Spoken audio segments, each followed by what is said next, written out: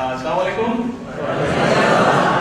ছোট ভাইরা কেমন আছে? ছোট ভাইরা মানে আসলে তো অনেক ছোট ভাই। আমি যখন শুনলাম তোমরা এসেছো রেসিডেন্সিয়াল মডেল কলেজ থেকে, তো আমি ভাবছিলাম একটু আমি যাই তোমাদের সাথে, কারণ দুটো আছে।